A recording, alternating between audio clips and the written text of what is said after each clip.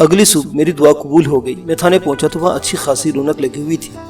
ایسے ہی مطلوب حسین کو بدری کی طرف جانے کی ضرورت ہی محسوس نہیں ہوئی تھی، کیونکہ نصف شب کے بعد کانسٹیبل امین کمپنی سے پکڑ کر تھانے لے آئی تھی۔ بدری دیوار پھرانگ کر چودھری کے ڈیرے میں داخل ہونے کی کوشش کر رہا تھا کہ امین اور اس کے ساتھی کانسٹیبل نے اسے رنگے ہاتھوں قابو کر لیا۔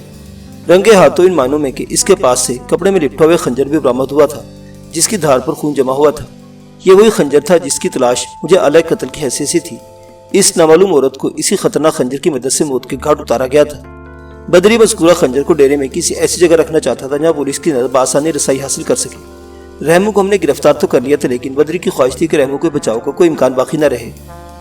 اس کیس کے پوشیدہ گوشے بدری کی گرفتاری کے بعد نمایاں ہو گئے تھے۔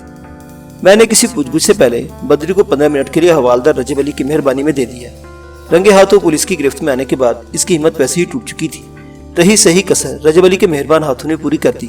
ٹھیک 15 منٹ کے بعد وہ پاؤں پڑ کر اور ہاتھ جوڑ کر اقبالی بیان دینے کے لیے تیار ہو چکا تھا۔ اس نے میرے روبرو خدا کو حاضر ناظر جان کر جن جرائم کا اعتراف کیا، اس کی تفصیل کچھ اس طرح ہے۔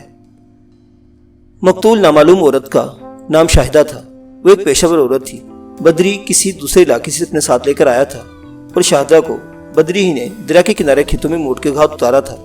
موت کے منہ میں دھکیلنے سے قبل اس نے شاہدہ کے ساتھ بدتمیزی بھی کی تھی، اور یہ سب کچھ سوچی سمجھی سازش کے تحت کیا گیا تھا، جس کا شکار رحمو کو بنانا مقصود تھا۔ اس مقصد میں بڑی حد تک کامیاب بھی ہو گیا تھا۔ اس گھنونے ڈرامے میں حقیقت کا رام کرنے کے لیے رحمو نے کھانے میں بے ہوشی کی دوا ملائی تھی تاکہ وہ بے سوس سوتا رہے اور اسے ڈیرے سے گھوڑا نکالنے میں کوئی مشکل پیش نہ آئے۔ مشکی گھوڑا ویسے ہی اس کے ساتھ ہلا ہوا تھا، لہٰذا یہ کام اس نے رحمو کی بے ہوشی کے دوران بآسانی کر لیا تھا۔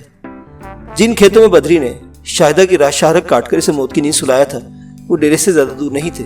اپنے ظلم کا نشانہ بنانے کے دوران ہی اس نے شاہدہ کی کنپٹی کو مسلسل اسے دبا کر بے سود کر دیا تھا، لہٰذا جب اس کی گردن پر خنجر چلانے کی باری آئی تو وہ بیچاری اپنی زندگی بچانے کے لیے ذرا بھی مزاحمت نہ کر سکی۔ جب کٹی ہوئی شارک سے خون سارا نچڑ گیا تو اسے کسی ذبح کیے ہوئے جانور کی مانند گھسیٹ کر ڈیرے کے قریب لے آیا تھا۔ اس نے ڈیرے کے اندر سے مشکی گھوڑا نکالا، اس کے بعد سب کچھ وہی کیا جس کا اندازہ میں نے اور کھوجی اللہ رکھا نے قائم کیا تھا۔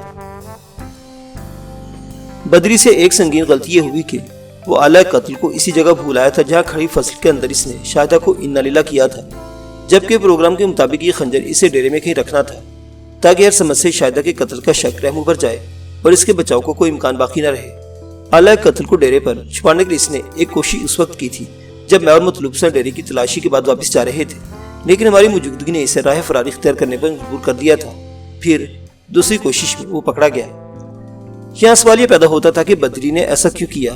رحمو کے ساتھ اس کی ایسی کیا دشمنی تھی اور وہ شاہدہ کی جان کا دشمن کیوں ہو گیا تھا؟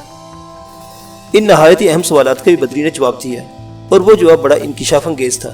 جی ہاں، بدری نے سب کچھ رحمو سے کسی ذاتی رنجش کی بنا پر نہیں کیا تھا، بلکہ اس کام کے لیے چودھری الہی بخش نے احکامات صادر کیے تھے اور ان معاملات کو صیغہ راز میں رکھنے کی تلقین بھی کی تھی، لیکن پولیس کے حرکت میں آ جانے سے کوئی راز نہیں رہا تھا۔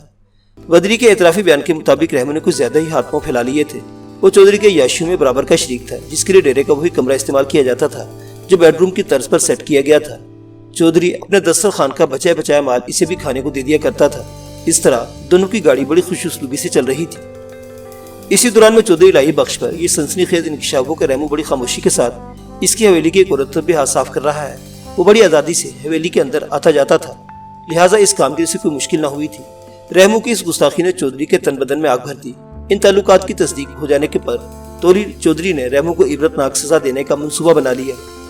چودھری اگر چاہتا تو خود اپنے ہاتھوں یا کسی بھی شخص سے کہہ کر رحمو کو ٹھکانے لگوا سکتا تھا، لیکن اس موقع پر اس نے ایک تیر سے دو شکار کرنے کا فیصلہ کیا۔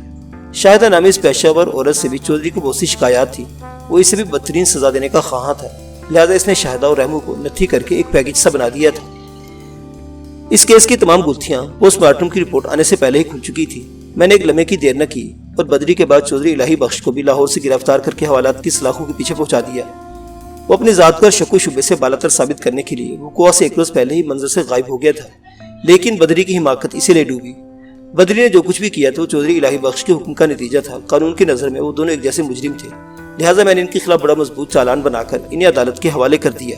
بدری اور اس کا پردہ نشین آقا عدالت سے لمبی سزا پا کر جیل کی سنگلاخ دیواروں کے پیچھے چلے گئے، اور رحم دین عرف رحمو نے ہمیشہ کے لیے اس گناہ سے توبہ کر لی جس کے سبب وہ اس مصیبت میں گرفتار ہوا۔